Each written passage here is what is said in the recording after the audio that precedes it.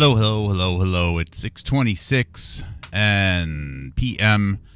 Sunday, July 20th, 2025, and the meatloaf is in the oven, and I think I have about 25 minutes just to say hello on a Sunday night. Houstonic.live. Hello, Fletch. Hello, Christy. Hello, hello, hello.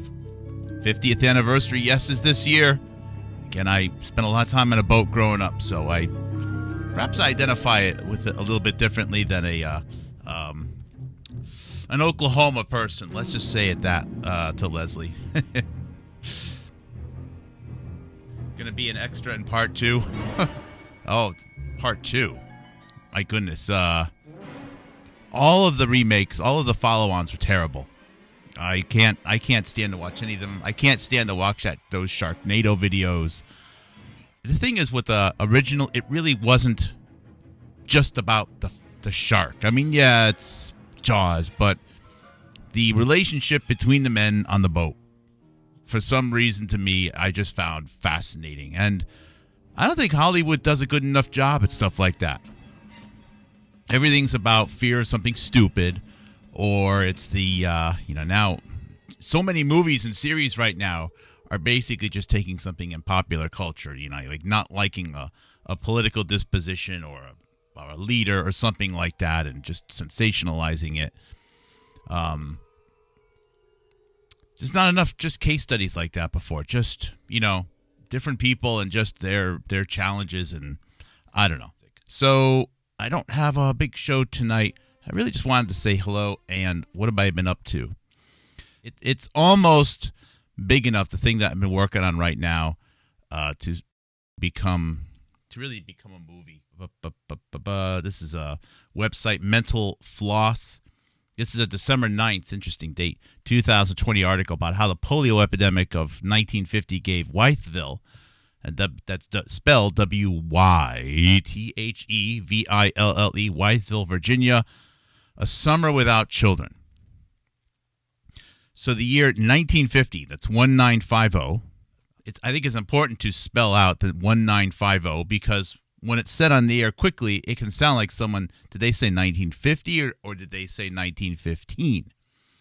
1950, 1950, there was an outbreak of child paralysis, polio, in this community of Wytheville, Virginia. It's sort of in the Appalachian. It's in the mountains, or close to it anyways, on the edge of the mountains, far towards the western side of the state, towards the southwestern corner of Virginia. I think Wytheville at the time, back in the year 1950, had about 5,000 people. And although it's a community that had been around since the late 1700s, Wytheville, Virginia, at that time, had a very young, booming population. You can find some videos online where they talked about how more than half of the city was age 18 or less. Imagine a U.S. city where half of the population is 18 or less. Right now, we're finding it to be common for a quarter of the population to be 18 or less. Imagine half. That's how much younger the United States used to be, on average, back in the year 1950 anyways. It was probably even more so years before that.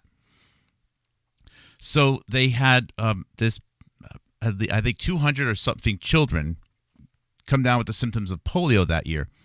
And this is referred frequently, and the reason why I'm talking about this now is because this is referred to in a PBS documentary from several years ago about polio. And this is the case study. This is the textbook study of a big polio outbreak. So 5,000 residents, 50% age 18 or less approximately. And I think they had 200-something people with polio, and I think about 12 or 30 deaths. This article on Mental Floss will actually cover it for you. Now, this article on Mental Floss doesn't really give you a lot that you won't be able to get anywhere else. It just happens to be higher in the search rankings. So I'm not saying that this is the best article to read on it. It's just an interesting one to start off with. The peak years of polio deaths, number of deaths and death rates in the United States was 19 1915. The peak, the years for number of cases was actually 1950, 1952, and 53, 1950 to 1951, 52, 53. So we bring this up because I did a critical analysis of the appearance of a Dr. Suzanne Humphries, who was recently on the Joe Rogan show. And I've ordered her book. Her book is in the mail. The 2011 or 2013 printing of her book. And we're going to go over it together when I actually have the real words right in front of me, where they describe polio. First of all, I was furious in this when she was with Joe Rogan recently. She described polio outbreaks as maybe being something to do to a lab leak.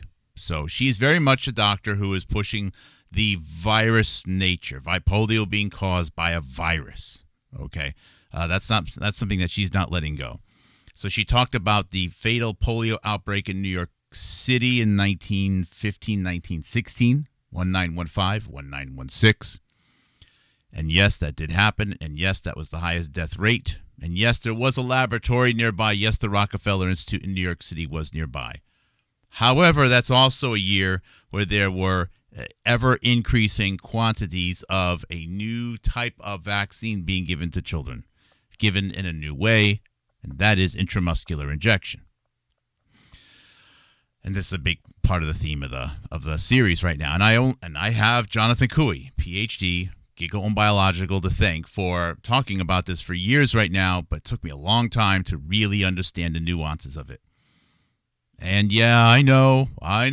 What's the big deal? Injecting it, okay. You don't inject it. You do it something else. You inject it into something other than the muscle. Why are they harping on this? We're harping on this because there will never be, I promise you, no way, ever, a victory of regarding vaccine safety, regarding the whole art, the whole science of immunization, by making blatant statements such as vaccines never worked. It'll never happen because I've come around to it. That's not true. Now, the overall actual effectiveness and how much it's helped the world is up for legitimate debate. But the losing starting point is to say they just don't work. Bad, okay? When you get into the nuances of how they're administered, you learn a lot more about the immune system. So so just throwing something out there, okay? Imagine if the injection of a foreign biological material into a muscle. Imagine if that caused, autoimmunity of one's own muscle and nervous system. I don't know. You know what that would look like? That would look like paralysis. Gee, isn't it effing funny, in a dark humor kind of way, that we have almost near perfect correlation, 100% correlation with childhood paralysis and intramuscular injection. It's almost as if what got the whole thing started was making people have autoimmunity disorders to their own muscles.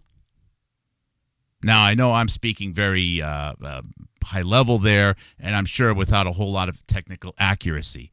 I'm actually intentionally doing that because this is actually a bigger idea. That's Jonathan Cooey's PhD's, and I don't want to steal it, so I would rather be misquoting it poorly. So eventually he could describe it with more accuracy than I can. But very simply, okay, there's never been a reason before for people to suddenly have autoimmunity disorders to their own bodies. But when suddenly, their muscles start to look like bacteria, shit can go wrong fast. And that has never happened before. And there you go. There's your child paralysis. So instead of talking about the horrible things which could have been happening because of these intramuscular injections, how things can go wrong so quickly, Susan Humphries is still on, we need to be afraid of viruses, Rockefeller bad, etc. Gain-of-function viruses and all that other nonsense. Now, she also talks about the sanitation problems in the United States. This is Again, the level of inaccuracies in what she's been talking about is stunning. She has suggested that there are inaccuracies in what she has. I should say she has suggested that there's some connection between improved sanitation in the United States in the 1950s, I believe, and I will retract all of this if I'm wrong. 1950 in the 1950s, and eventually a decrease in polio. So she's suggesting that the polio vaccine didn't work because sanitation got better in the United States in the 1950s. That's wrong. Sanitation improvements were dramatic in the late 1800s and early 1900s. Actually, throughout the 1800s, night and day difference between dramatically improved and modern sewer systems, fresh water, refrigeration, food quality, the early days of the FDA, all of these things, dramatic improvements in food quality, sanitation, etc., came into the United States throughout the late 1800s and early 1900s. So any suggestion that the sanitation improvements caused polio to go away, 100% wrong. Sorry, Suzanne Humphreys, you're 100% wrong on that. Now, there's a flip side to this, though. There is a flip side to what Suzanne Humphreys is talking about, and that is that the other side, the pro-vaccine side, okay, the pro-vaccine side, which you can actually find by watching a PBS documentary on the history of polio. Go to YouTube, search for PBS, I don't know what it is, sometime in the last 10 years or so. Maybe it's 15 years old, I'm not sure. But you'll find a history of the polio and the eradication of polio. It's about a 40 or 50-minute documentary made by public television in the United States. And on there, you'll find the infamous Paul Offit saying that the reason why polio boomed, and there were these polio epidemics in the United States in the years like 1915 all the way up to 1950, Paul Offit will say that sanitation was too good, that suddenly children who previously were exposed to polio before sanitation improved now no longer are being exposed to it. Paul Offit would say that the polio epidemic happened because of good sanitation, which is the opposite, almost 100% opposite of what Suzanne Humphreys will say. Now, that's also a bit ludicrous to think that the polio epidemic happened because people are now washing hands. Again, there were plenty of places that had very highly improved standards of cleanliness and food quality that had no polio, but it was some areas. And can you find anything about those areas and those times that provides some sort of commonality? And if you go back, remember what I said just a little while ago, 1950, there was a big increase. There was a big surge in young people in this town of Wytheville, Virginia. 50% or so was 18 or less. There was also a huge number of children entering the school system. Well, young children tend to need something in particular. What is that? Well, immunizations. Now, I'm sure a lot of things have been scrubbed from the newspapers. However, this is the Daily News Leader, and this is from Staunton, Virginia, and this is June 29th, 1950. Okay, so probably a 2-hour drive or so, but still in a rural area of Virginia. So Monterey, Virginia is still towards the mountains. It's about a 2.5-hour drive from Wytheville, but it's still out there, okay? So this is June 29th, 1950, same year that they had this big polio outbreak, this historic polio outbreak in Wytheville, Virginia. And it reads, Monterey, June 28th, 1950. A clinic for children starting to school for the first time this fall 1950, will be held July 15th at the office of each doctor in the county, not just Monterey. Since 2 diphtheria shots are to be given 1 month apart, it is important that each child get this first shot on this date. B, setting a definite date, the doctors are able to have the necessary vaccine on hand from Richmond, Virginia, and thus make a minimum charge, a spokesman for the doctors urged. Now, a lot of newspapers have been deleted around this year. I don't know, more than normal, or at the very least de-indexed. But this suggests that there is encouragement to take the first of 2 rounds of a diphtheria vaccine for young school children, and they need to do it early in the summer because they need to do a second round. And there needs to be a second round before they can go to school. So let's put 2 and 2 together. We have, and the diphtheria vaccine, by the way, is intramuscular injection. So let's put this together, okay? We have a polio outbreak, a serious polio outbreak in this town of Wytheville. Serious polio outbreak in 1950. Starting around mid-July of 1950. And here we are in late June of 1950. And this is encouragement that in that county or nearby counties, there's encouragement to take diphtheria vaccine, in particular for the exact age of children that wound up succumbing to polio in that polio epidemic. Now, why did it not happen in every county? Well, I don't know. There is no quality control of vaccines at this time. Okay, there's no quality control. Yeah, I know that there's the Department of Biologics. They're not even close to being monitored by the FDA. They are their very own thing. They're still more aligned with the United States Department of Agriculture.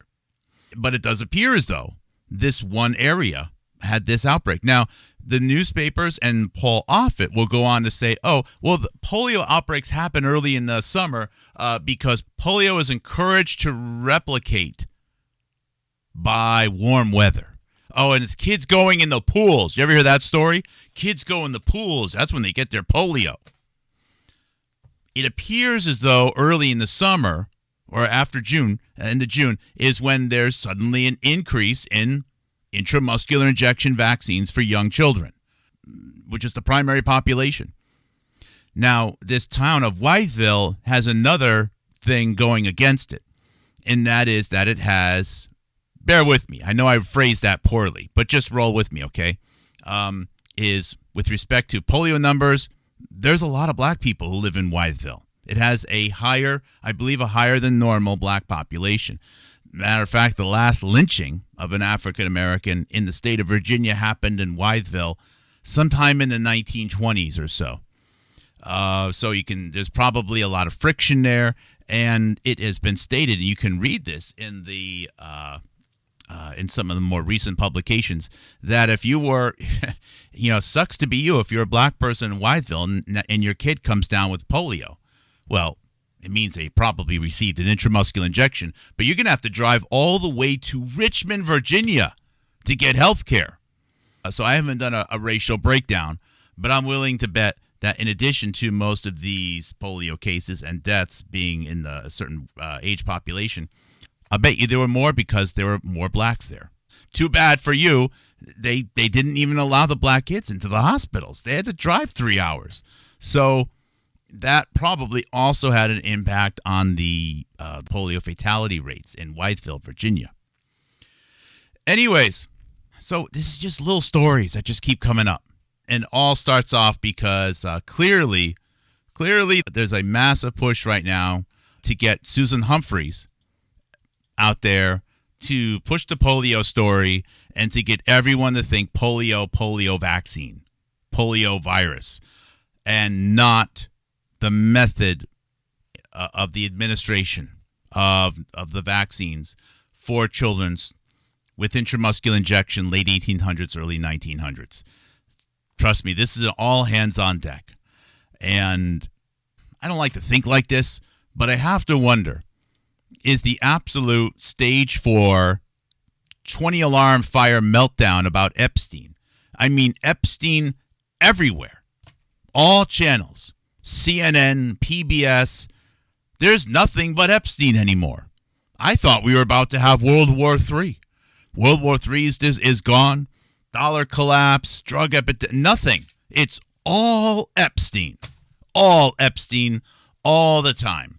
And I wonder if it's because, at the very least, a couple of channels out there are finally on after Children's Health Defense has wasted $25 million a year for several years right now, and everyone else has been wasting, contributions on whatever platforms are used to throw money at podcasters. People are finally starting to narrow it down. Maybe we shouldn't be injecting any combination of biological material into a muscle. Maybe that's just a bad idea. Maybe that's what this is all about. Isn't it odd how all these things are connected? Isn't it just crazy that the celebration of the polio vaccine that came out, what was it really? It wasn't about beating polio. It was about finding a way to finally get back to having more vaccines and intramuscular vaccines that weren't going to cause, or are far less likely to cause, the injury associated with intramuscular injection, the paralysis and the other neurological damage. Isn't that freaking amazing? That is amazing. So they can actually cure an illness, or they can claim they cured an illness simply by causing less injuries, and therefore vaccines work all the time. Wow, that's brilliant. Just want to check on a message or two here. Let's see here.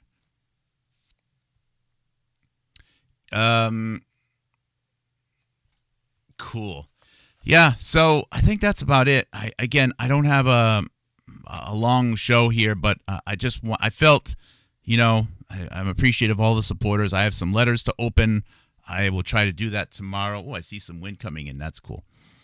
And I wanted to give you an update about where my mind is at and the stuff that I'm archiving right now.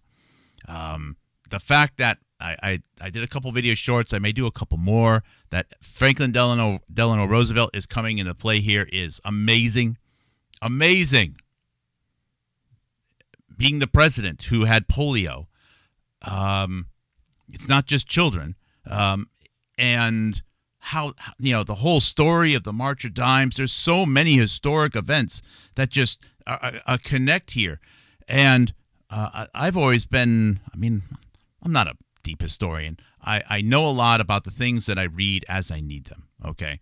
So don't think that I suddenly know like all this level of stuff about 1,000 other subjects, because I don't. And I have no reason to prove to you that I do. I don't need to lie. I don't need to give that illusion. But I've been reviewing FDR's history because of his role with respect to the Manhattan Project, the atomic bombings of Hiroshima and Nagasaki, and of course, I've been connecting how so much of that project has been the study of cancers and really been the study of genetics and so on, and how all of that is now also going to connect with the big end product of a significant quantity of research, that Salk vaccine, which is the polio vaccine. How much of the study of cancers and all this other shit is eventually going to come around to they were trying to continue to advance that stuff while at the same time find ways to immunize people in a safe way. I don't know, but it's incredible how it comes down to this one storyline. So, again, high-level stuff. Haley Snow and Stuffer. You sanctions, I'm not sure what that one is. Hello, Vilma. Yeah. Yeah, Vilma does have the Cuban family. It's good to have her here in more ways than one. Hello, Leslie. A known and documented side effect of vaccines is acute flaccid myelitis, which coincidentally is almost like poliomyelitis. Look for autoimmunity disorders. Polio is it's a broad range of things. Yes, there is a polio virus. I'm sure that there is a polio virus. There probably are viral signals which are reliably created or expressed by either the gut bacterium or something else in the body when the body is struggling with the conditions which cause, generally speaking, this whole realm of symptoms of polio, or maybe even autism. That yes, there are signals, but that is oftentimes misconstrued as that there's a polio virus which causes things. More likely that there's viral signals, there's genetic signals which can be correlated with injuries. That's probably more likely the case. So they say there's polio in the sewer water. Well, there probably are ways of actually finding some genetic signal in the sewer water which would suggest how many people in a certain area are struggling with the conditions of polio. That's totally possible. But is it a causal virus? I don't think that's the case. Anyways, that's my quick high-level summary for today. 30 minutes. I'll take this. I'll repost it elsewhere. Meatloaf is probably done right now. Hang in there. I'll keep doing another quick updates, but this is groundbreaking stuff. I'm glad to be here. I'm glad to be working with the people that I am. I have 1,000 other things I want to suggest you guys watch, but we'll get there. We'll get there this week. So that's it, guys. Thank you very much. Take care. God bless. Stay positive.